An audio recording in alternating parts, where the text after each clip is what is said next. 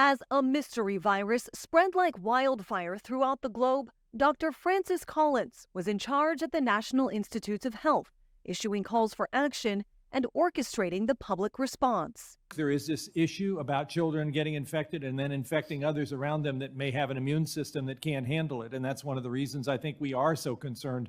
A just-released email shows part of his response included calls for a, quote, quick and devastating takedown of a policy known as the Great Barrington Declaration, which outlined grave concerns about the damaging physical and mental health impacts of COVID lockdown policies, especially on children.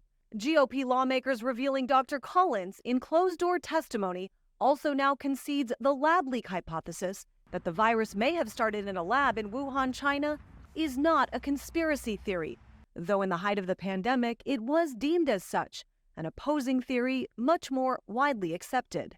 It's much more likely that this was a natural occurrence. Dr. Anthony Fauci remains a top target for Republicans, who argue his decisions cost lives, and his statements on the origins of the virus meant those who disagreed were punished. He tried to downplay any idea that this could be coming from the lab. He convinced people like Twitter and Facebook to downgrade these stories. Senator Paul now calling for more action. In public, he still denies it. He still denies that there was any U.S. funding of the gain-of-function lab in Wuhan, but he just hasn't been honest. So for his dishonesty, frankly, he should go to prison. Democrats continue to defend Dr. Anthony Fauci, praising his work as a public servant.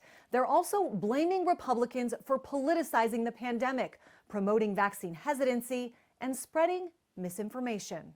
There is a complete dismantling of the importance of what vaccinations actually have done in this country and how many lives they've actually saved.